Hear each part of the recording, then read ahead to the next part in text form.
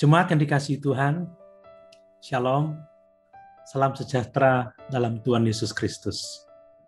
Pada kesempatan ini, melalui program Renungan Eklesion, saya ingin berbagi perenungan bahwa pandemi COVID-19 ini menyadarkan kita akan kelemahan kita dan kebutuhan kita akan Tuhan. Sudah terlalu lama manusia terlena dengan kemakmuran dan kemajuan peradaban manusia dengan teknologinya yang luar biasa, sehingga manusia merasa angkuh dan jauh dari kesadaran akan Tuhan yang berdaulat atas segala sesuatu. Pandemi COVID-19 yang tidak kunjung selesai, bahkan dengan gelombang kedua yang sangat cepat penyebarannya ini karena varian baru, yaitu varian Delta, telah mengalihkan perhatian manusia dari dirinya sendiri kepada Tuhan. Sebagai orang Kristen, kita didorong untuk mencari Tuhan dengan lebih sungguh-sungguh dan didorong untuk membangun persekutuan dengan Dia setiap saat. Jemaat yang dikasihi Tuhan, jelas bagi kita melalui Alkitab bahwa Tuhan menginginkan semua orang untuk sungguh-sungguh mencari Dia dan menemukan Dia. Yeremia 29 ayat 13 menulis, "Apabila kamu mencari aku, kamu akan menemukan aku. Apabila kamu menanyakan aku dengan segenap hati." Demikian juga dalam Kisah Para Rasul, pasal 17 ayat 26-28. Dari satu orang saja, ia telah menjadikan semua bangsa dan umat manusia untuk mendiami seluruh muka bumi. Dan ia telah menentukan musim-musim bagi mereka dan batas-batas kediaman mereka, supaya mereka mencari Dia dan mudah-mudahan menjamah dan menemukan Dia, walaupun Ia tidak jauh dari kita masing-masing. Sebab di dalam Dia kita hidup, kita bergerak, kita ada, seperti yang telah juga dikatakan oleh pujangga-pujanggamu, sebab kita ini dari keturunan Allah juga. Jemaat yang dikasihi Tuhan, apakah pada masa sukar ini kita sungguh-sungguh mencari Tuhan dan beroleh persekutuan dengan Dia? Mari, sebaiknya kita sama-sama introspeksi diri, karena itulah kebutuhan kita yang terbesar sebagai manusia. Demikian juga, Alkitab menyatakan bahwa Tuhan ingin agar manusia takut akan Dia dengan rasa hormat dan kegaguman yang benar. Dalam Amsal pasal 9 ayat yang ke-10 dituliskan, permulaan hikmat adalah takut akan Tuhan dan mengenal yang Maha Kuasa adalah pengertian. Tuhan ingin agar manusia mengasihi Dia lebih dari mengasihi dirinya sendiri. Dalam Matius pasal 10 ayat 37 dituliskan, barang siapa mengasihi bapa atau ibunya lebih daripadaku, ia tidak layak bagiku. Dan barang siapa mengasihi anaknya laki-laki atau perempuan lebih daripadaku, ia tidak layak bagiku. Kemudian dalam Yohanes pasal 12 ayat 25, Tuhan Yesus mengatakan, barang siapa mencintai nyawanya, ia akan kehilangan nyawanya.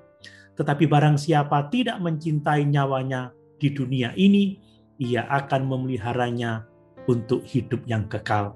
Jemaat yang dikasihi Tuhan, jangan sampai pandemi ini membuat kita menjadi sayang diri, sehingga kita tidak dapat mengasihi Tuhan dengan pengorbanan diri. Jika kita melakukan ini, kita akan terhilang. Jemaat yang dikasihi Tuhan, Tuhan ingin agar manusia menunjukkan kasih dan rasa syukur kepada Tuhan dan Juru Selamat kita Yesus Kristus dengan mengasihi dan menolong sesama manusia, terutama mereka yang menderita. Pada masa pandemi COVID-19 ini, banyak orang membutuhkan pertolongan karena dampak pandemi di semua aspek kehidupan yang sangat-sangat berat bagi manusia. Inilah kesempatan kita memenuhi panggilan Tuhan untuk mengucap syukur buat keselamatan jiwa kita dan untuk membantu mereka yang membutuhkan.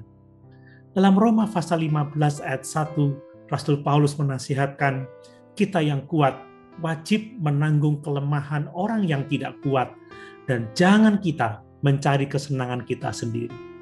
Demikian juga Rasul Yakobus dalam suratnya Yakobus pasal 2 ayat 14-17 menuliskan, apakah gunanya saudara-saudaraku jika seorang mengatakan bahwa ia mempunyai iman padahal ia tidak mempunyai perbuatan?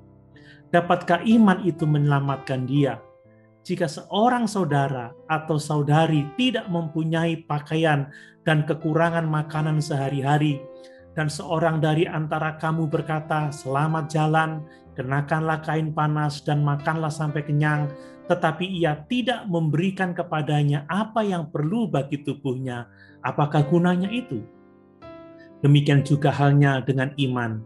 Jika iman itu tidak disertai perbuatan, maka iman itu pada hakikatnya adalah mati. Apa yang telah kita buat untuk orang-orang yang membutuhkan pada masa pandemi COVID-19 ini? Mari kita bersama-sama melayani Tuhan dan sesama. Ada banyak di antara kita orang-orang yang menderita karena pandemi dan dampaknya yang begitu luar biasa. Mari kita bergandeng tangan untuk mengasihi mereka dengan memberikan pertolongan.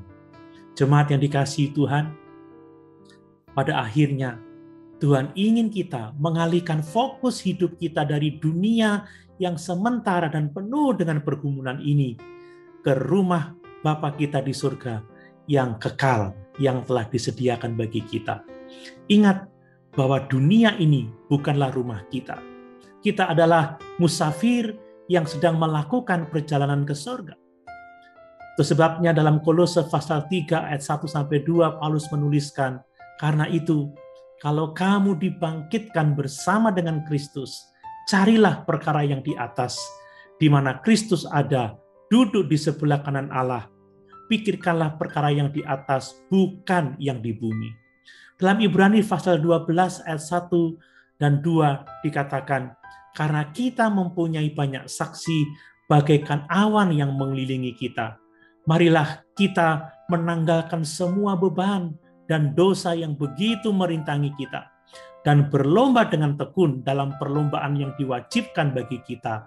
Marilah kita melakukannya dengan mata yang tertuju kepada Yesus, yang memimpin kita dalam iman, dan yang membawa iman kita itu kepada kesempurnaan, yang dengan mengabaikan kehinaan, tekun memikul salib ganti sukacita yang disediakan bagi Dia yang sekarang duduk di sebelah kanan tahta Allah. Jemaat yang dikasihi Tuhan, kiranya di masa sukar dan penuh dengan bahaya ini, kita sungguh-sungguh mencari Tuhan. Kita sungguh-sungguh membangun persekutuan dengan Dia. Mari kita hidup takut akan Tuhan dan mengasihinya lebih dari kita mengasihi diri sendiri. Dan selagi Tuhan memberikan kesempatan hidup bagi kita, mari kita memuliakan Tuhan dengan menolong mereka yang membutuhkan. Dengan demikian, kita menyatakan kasih Tuhan kepada dunia, terutama dengan memberitakan berita keselamatan dalam Kristus Yesus, Tuhan kita. Haleluya! Tuhan Yesus memberkati.